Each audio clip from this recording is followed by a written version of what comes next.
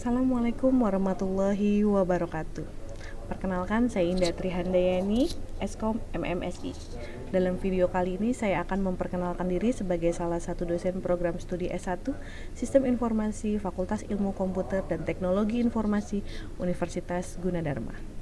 Pada kesempatan kali ini, saya akan memaparkan pernyataan diri dosen dalam unjuk kerja Tridharma Perguruan Tinggi pada bidang pengajaran pada salah satu mata kuliah yang saya ampuh. Mata kuliah yang saya ambil pada video kali ini adalah mata kuliah pemrograman berbasis objek, yang mana mata kuliah ini merupakan mata kuliah wajib yang harus diberikan kepada mahasiswa di semester keempat dengan beban SKS sebanyak 2 dan kode mata kuliah AK 045213. Deskripsi mata kuliah ini membahas tentang konsep teknik pemrograman, analisis, dan desain berbasis objek. Pembahasan diawali dengan pemahaman konsep pemrograman berorientasi objek, meliputi kelas, objek, interface, package, inheritance, polymorphism, operating, overloading, dan hak akses. Kemudian pembahasan selanjutnya tentang object oriented analysis dan design. Perkuliahan dilengkapi dengan studi kasus untuk melakukan analisis dan desain berbasis objek dan membuat program menggunakan bahasa Java. Metode pembelajaran yang saya pergunakan selama ini dengan menggunakan metode ceramah, di mana saya memaparkan materi-materi yang akan diberikan secara langsung menggunakan teknologi informasi ataupun menggunakan papan tulis yang ada di kelas. Metode pembelajaran yang saya berikan juga berupa diskusi, di mana diskusi yang terjadi adalah diskusi dua arah antara mahasiswa dengan mahasiswa dan mahasiswa dengan dosen. Selain itu, selama perkuliahan saya juga memberikan tugas baik secara perorangan maupun berkelompok. Intinya metode pembelajaran ini tetap berada pada student based learning, di mana mahasiswa tetap menjadi pusatnya sistem pembelajaran. Pada perkuliahan ini juga menggunakan dua metode, yaitu tatap muka di kelas ya dengan metode Google Meeting.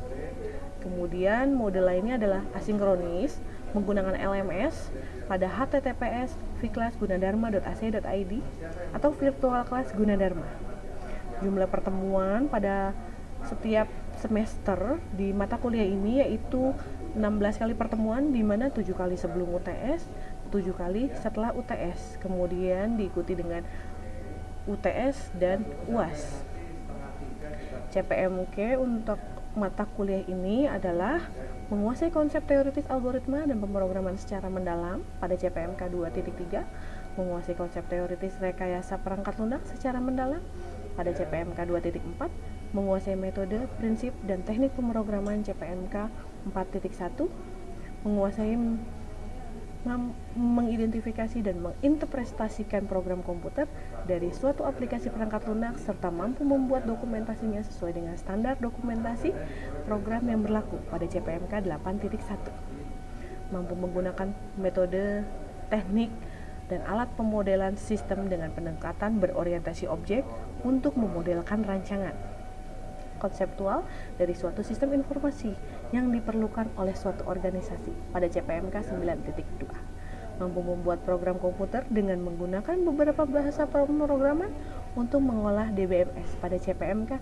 12.1. Bobot penilaian yang saya berikan yaitu 30% untuk UAS, 40% untuk UTS, 20% untuk tugas dan keaktifan mahasiswa di kelas, dan 10% untuk absensi. Berikut adalah cuplikan kegiatan pengajaran yang saya dan mahasiswa lakukan di kelas Maya melalui Zoom. Selamat menyaksikan. Terima kasih.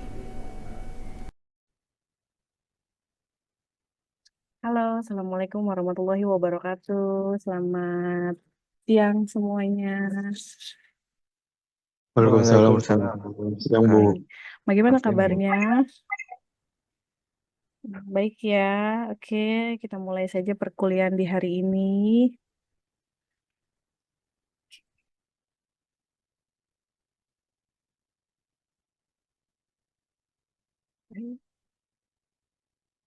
Oke, yang saya tampilkan sudah terlihat jelas? Terlihat, Bu. Sudah, Bu. Terlihat ya. Oke, oke. Oke, pada materi hari ini yaitu tentang konsep PBO ya pada mata kuliah pemrograman berbasis objek bersama saya Indah Trihandayani Eskom MMSI. Oke, yang akan kita bahas pada kali ini yaitu konsep pemrograman berorientasi objek ya, kelas dan objek, kemudian ada atribut, properti, metode, kemudian behavior. Oke, yang kita harus tahu dulu pemrograman berorientasi objek ini itu apa sih ya? Biasa kan kita sebut dia OOP, Object Oriented Programming, merupakan paradigma pemrograman berdasarkan konsep objek yang dapat berisi data dalam bentuk field yang dikenal juga sebagai atribut, serta kode dalam bentuk fungsi prosedur yang kita sebut juga metode. Kemudian semua data dan fungsi dalam paradigma ini dibungkus dalam kelas-kelas ya atau objek-objek. Jadi eh, kita bisa bandingkan dengan logika pemrograman terstruktur ya. Setiap objek dapat menerima pesan, memproses data, dan mengirim pesan ke objek lainnya. Oke. Model data yang berorientasi objek. Oke. Terlihat ya. Oke. Ini ada model data yang berorientasi objek dikatakan dapat memberi fleksibilitas yang lebih ya. Dia kemudahannya mengubah program dan digunakan luas dalam teknik peranti lunak skala besar. Lebih jauh lagi, pendukung OOP itu mengklaim bahwa OOP lebih mudah dipelajari bagi pemula dibanding dengan pendekatan sebelumnya, dan pendekatan OOP itu lebih mudah dikembangkan. Sini ada OOP, ada PBO dengan prosedural. Ada bedanya, yaitu dari PBO itu fungsi dan data bukan menjadi dua hal yang terpisah. Kemudian fungsi dan data itu menjadi satu kesatuan yang kita sebutnya itu objek, objek aktif tentunya ya. Kemudian cara pandangnya, programnya serangkaian objek yang saling bekerja sama. Jadi untuk menyelesaikan satu masalah, dia saling bekerja sama kalau dalam PBO. Nah, contohnya itu apa? Java, PHP, Python, Ruby, C++ gitu ya, dan masih banyak lain. Kemudian perbedaannya dengan prosedural, rangkaian tugas yang diselesaikan dalam bentuk fungsi atau prosedur, ya, di mana cara pandangnya itu programnya adalah suatu instruksi dan bacanya juga dari kiri ke kanan, dari atas ke bawah. Programmernya menurunkan suatu masalah menjadi sub masalah yang lebih sederhana. Itu kalau di prosedural. Kemudian fungsi dan prosedurnya menjadi fokus utama, ya. Fungsi dan prosedurnya digunakan untuk memanipulasi data. Kemudian kalau contoh programnya itu ada apa? Ada C++, ya, Pascal, dan masih banyak lagi. Nah, dari PBO dan prosedural ini sendiri punya kelebihan dan kekurangan, ya. Dari kelebihan prosedural itu sendiri memiliki algoritma yang pemecahan masalahnya itu lebih sederhana, lebih standar, lebih efektif. Ya, penulisan program memiliki struktur logika yang benar dan mudah dipahami. Nah, programnya itu hanya terdiri dari 3 struktur, yaitu berurutan, seleksi, dan perulangan.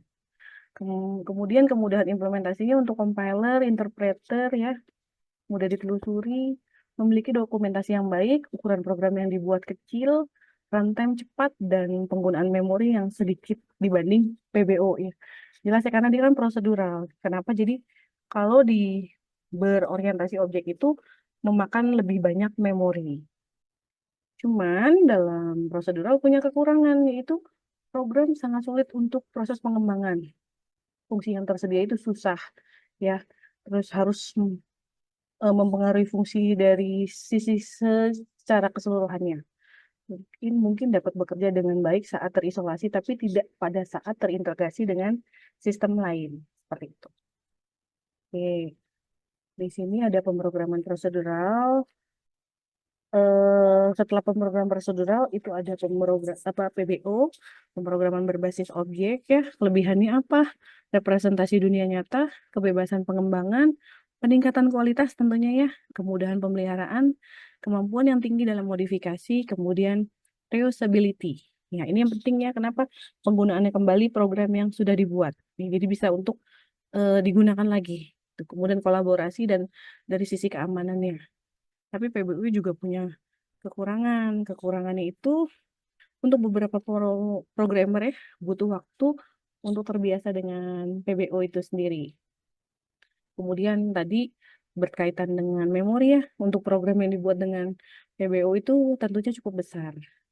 Runtime-nya lama ya, karena ya itu tadi penggunaan memorinya itu lebih banyak dibanding yang prosedural. Tidak semua masalah itu bisa diselesaikan dengan PBO. Jadi kenapa masih ada prosedural, masih ada PBO. Jadi kita harus bisa memilih. Kita pakai prosedural dulu atau PBO. Nah, di sini ada analogi pemrograman prosedural. Ya. Oke. Di sini kita lihat ini ada gambar eh, cewek, ada gambar cowok ya. Oke, yang cewek dulu nih ada. Kita kasusnya mau pergi kerja misalnya ya. Oke. Bagaimana urutannya? Dari bangun tidur dulu, kemudian setelah bangun tidur kita menyiapkan pakaian, mandi, sarapan, kemudian apa lagi ini habis sarapan? Misalnya baca koran, cek jadwal di handphone gitu ya, atau pesen ojek misalnya. Oke, dan apalagi gitu ya, sesuai kegiatan masing-masing, baru berangkat kerja. Ini yang secara prosedural. Nah, sama ya dengan yang satunya juga nih, dengan mas-mas ini juga dari bangun tidur, kemudian siapkan pakaian, mandi, sarapan ya, terus kemudian nanti dia ngapain lagi nih habis sarapan gitu ya, baru berangkat kerja. Nah ini kan prosedural ya, sudah berurutan, sudah dikerjakan gitu, sudah oh habis bangun tidur langsung siapkan pakaian seperti itu ya.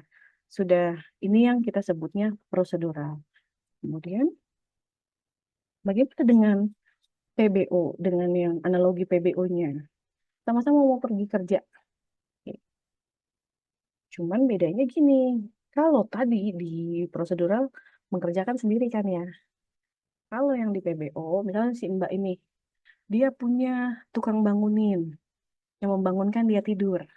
Kemudian yang menyiapkan dia pakaian, yang menyiapkan sarapan ya, yang memasak sarapannya. Kemudian ada yang antar. Itu kalau yang di PBO. Berarti kan itu sebuah kegiatan ya.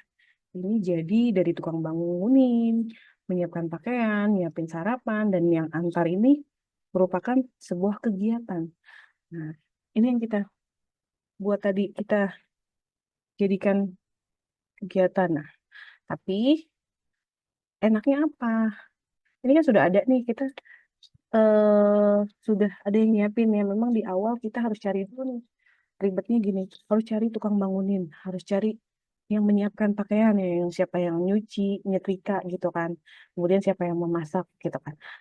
Tapi dari kegiatan ini bisa dipakai oleh yang lain, misalnya saudaranya atau orang lain ya yang satu rumah gitu misalnya. Jadi Mbak ini punya yang menyiapkan gitu ya semuanya. Nah, itu bisa sekalian. Jadi dari objek yang lain nih, Mas-mas ini juga bisa menggunakan kegiatan yang Mbaknya ini. Itu karena sudah dibuat ya kalau di PBO ya, sudah ada yang mengaturnya gitu. Oke. Nah, oke. Nah, kalau kita ngomongin PBU pasti ada kaitannya dengan kelas gitu ya. Kelas itu apa sih? Hanya dipakai untuk membuat kerangka dasar yang instansinya menggunakan objek. Artinya kelas yang dibuat nanti akan mendefinisikan objek itu sendiri. Sedangkan kelas itu adalah cetak biru atau blueprint atau template dari objeknya. Kemudian satu kelas bisa mendefinisikan banyak objek. Kelasnya itu dapat menyimpan data. Datanya apa aja? Bisa properti atau atribut, ya perilaku atau kita sebutnya behavior. Kemudian jika pada pemrograman prosedural itu ada variabel, array, dan fungsi itu terpisah. Tapi kalau di PBO itu sendiri, variabel, array, dan fungsinya disimpan ke dalam satu tempat. Nah, tempatnya itu apa namanya? Tempatnya itu namanya kelas. Ya, pada kelas, variabel dan array disebut properti atau atribut, dan fungsinya itu disebut metode atau behavior. Oke. Jadi ada kelas, ada objek. Nah, dalam kehidupan, ya objek itu merupakan segala sesuatu yang sifatnya konkret maupun abstrak. Ya. Objek konkret adalah segala sesuatu yang nyata dan bisa dirasakan. Oke. Oke, nah objek abstrak adalah segala sesuatu yang bukan secara fisik dan bisa dirasakan. Pada PBO, objek adalah variabel yang merupakan hasil instansiasi atau instan perwujudan pembentukan representasi dari kelas itu sendiri. Ya, oke, sebentar. Jika kelas di sini adalah blueprint ya, template-nya, maka objek itu sendiri adalah instansi dari kelas tersebut. Dan objek inilah yang akan digunakan. Oke, satu objek hanya hasil instansiasi dari satu kelas. Oke, di sini ada analogi kelas dan objek ya. Oke, kalau tadi kelas kan blueprint ya, gambarnya, desainnya gitu ya. Di sini ada pakai mobil ya, ini kita tahu. Oke, di sini ada gambar mobil. Ini ada tampak apa? Sampingnya, kemudian tampak depan, tampak belakang, dan tampak dari atasnya. Ini blueprint ya dari itu, dari mobil itu sendiri. Ketika diolah, mobil itu akan jadi objek-objek. Nah, bisa jadi beberapa objek ya seperti ini.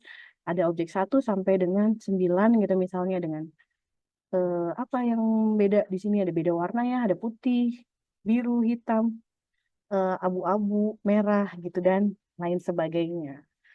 Itu ya. Di sini ada definisi properti atau atribut ya. Properti itu adalah data-data yang terdapat pada kelas ya. Nilai dari properti bisa diisi dan diubah setelah instansi objek dari kelas. Nah, dengan demikian, objek dari instansi satu kelas bisa memiliki nilai data yang berbeda. Propertinya dapat berupa variabel, array, maupun linked list. Properti dalam sebuah kelas itu bisa lebih dari satu ya. Jadi, nggak harus satu.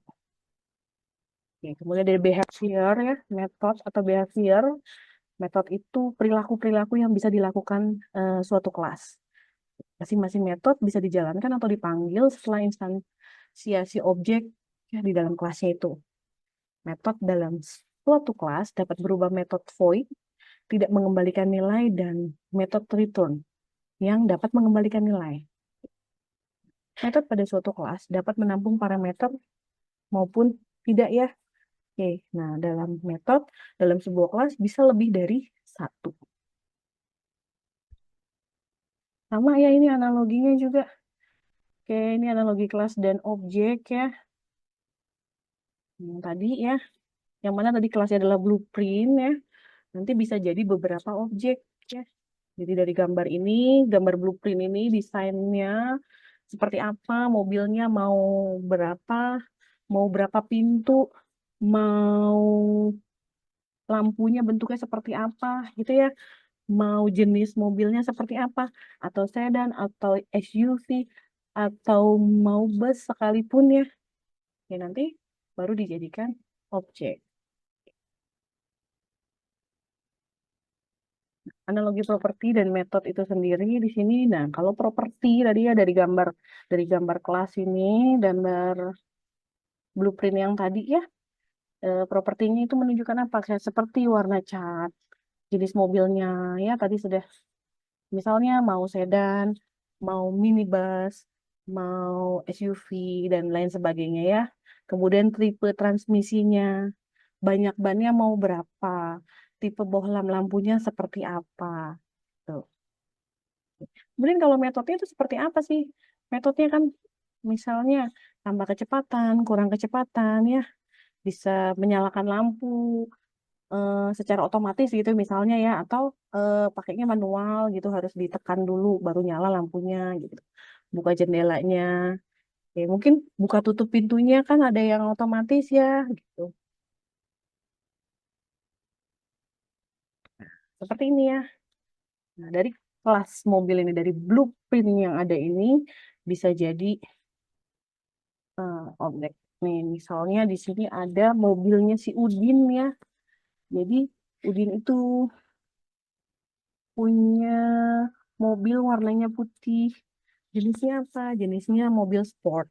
Transmisinya apa? Matic, banyak bannya 4 ya. Tipe bohlam lampunya dia paunya yang LED. Kemudian kalau metodenya dia bisa apa? Dia tambah kecepatan misalnya gitu. Kemudian ada juga objek lainnya jadi mobil Budi.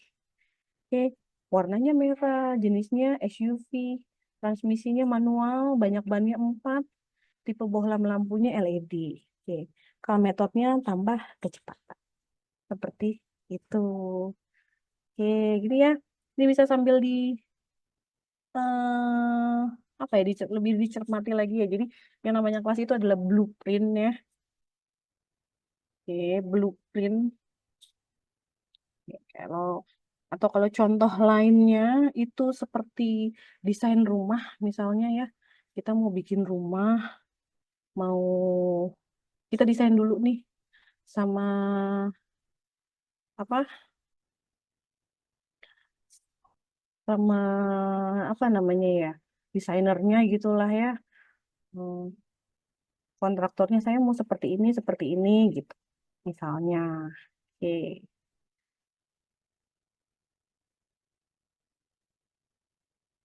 Hmm,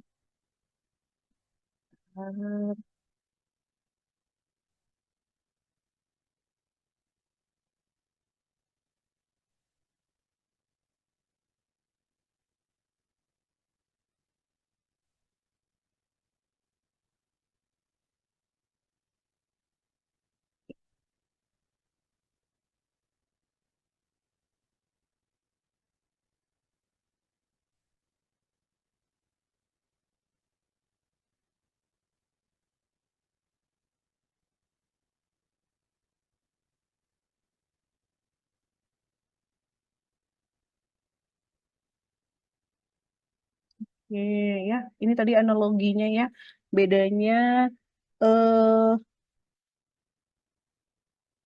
prosedural dengan PBO. Oke, saya izin sebentar.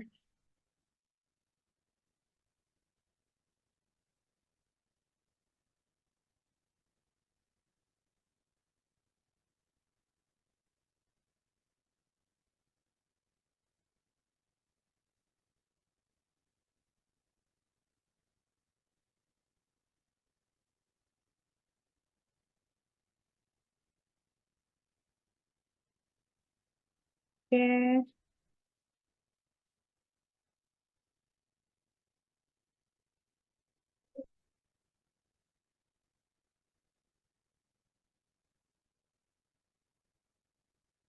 ini sebentar.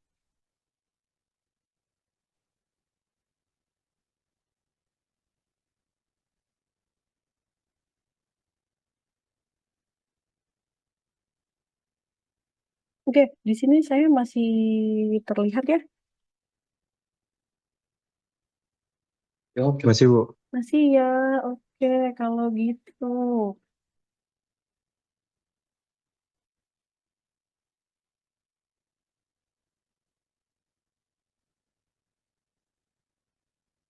Oke, mungkin ada yang mau bertanya,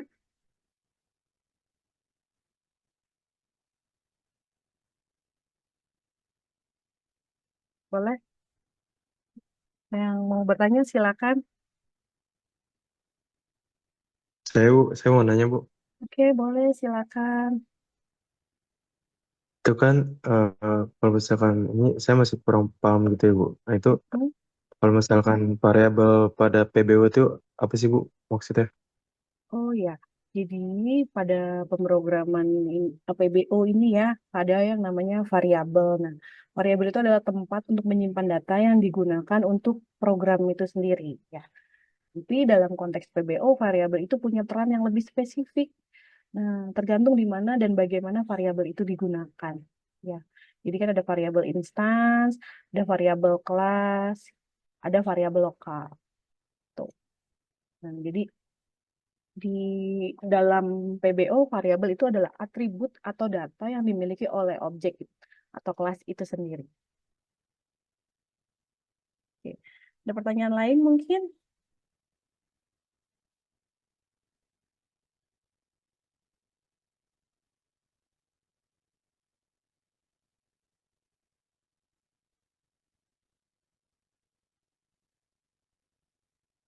Yang lain mungkin boleh yang mau ditanyakan? Pakai apanya? Ayo Bu, mau bertanya. Boleh, silakan. Jika kelas adalah blueprint, template-nya maka objeknya seperti apa Bu? Oke, jadi kan tadi kelas itu adalah blueprintnya atau cetak biru ya. Oke,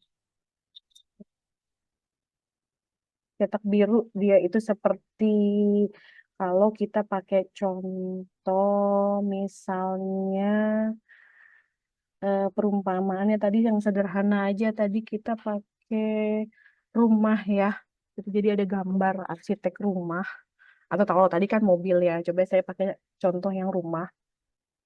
Gambarnya seperti apa gitu kan digambar dengan arsitek. Nah, itu kan tidak nyata, tapi berisi desainnya. Jadi mau ada berapa kamar, ada dapur, ada kamar mandi, mau ada apa ada ruang keluarga atau ada apa gitu ya sesuai keinginan. Nah, itu yang blueprintnya. Tapi kalau tadi objeknya, nah objeknya itu seperti apa? Objeknya itu wujud nyata dari kelas itu sendiri, dari blueprint itu sendiri. Jadi kalau kan kita sudah gambar nih rumahnya, oh saya mau setelah pintu masuk itu ruang tamu, baru ruang keluarga gitu ya, kemudian ada dapur gitu. Nah, wujud nyatanya itu apa? Rumah yang sesungguhnya, yang sudah dibangun, itu sudah jadi.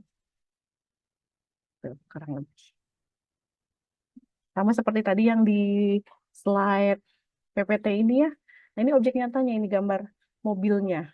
Ya, misalnya ini kan blueprintnya ya, gambarnya, desain mobilnya. Nah, wujud nyatanya apa mobilnya eh, kalau misalnya kita lagi langsung ya ini mobilnya misalnya di parkiran gitu, itu mobilnya gitu. Seperti itu. Ada lagi yang mau ditanyakan mungkin?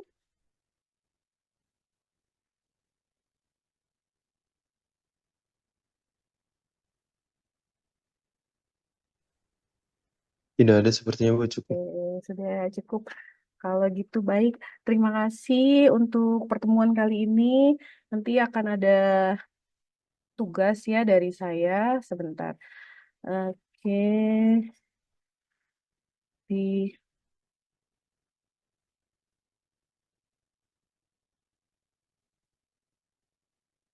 saya ada sedikit tugas mungkin yang bisa dikumpulkan minggu depan ya.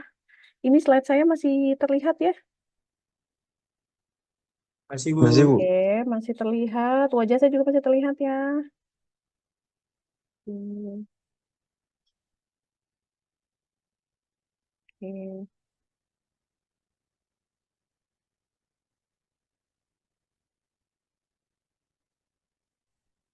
nanti buat seperti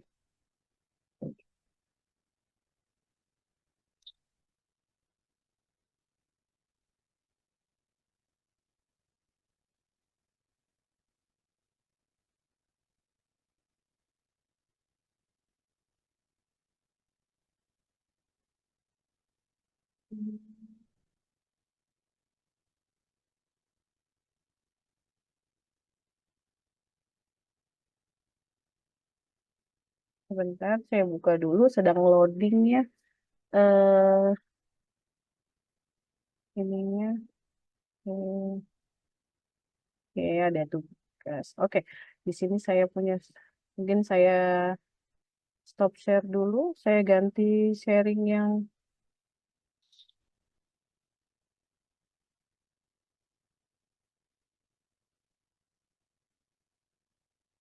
oke, sudah tampil ya.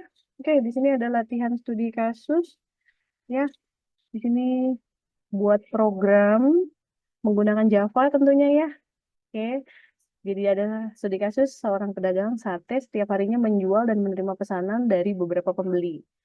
Harga per tusuknya itu 950 ya. Suatu hari ada pembeli yang memesan 115 tusuk. Nah, jadi berapa sate dari 115 tusuk itu yang harus dibayar pembeli. Nah, ini buatkan dalam program sederhananya menggunakan bahasa Java ya. Baik, ini nanti dikumpulkan minggu depan. Oke, baik. Baik Bu. Oke. Terima kasih. Baik Bu. Oke. Baik, eh, terima kasih.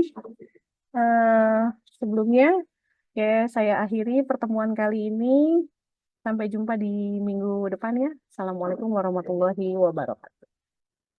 Waalaikumsalam warahmatullahi wabarakatuh. Terima kasih, Bu. Kasih, Bu. Sama. Selamat siang.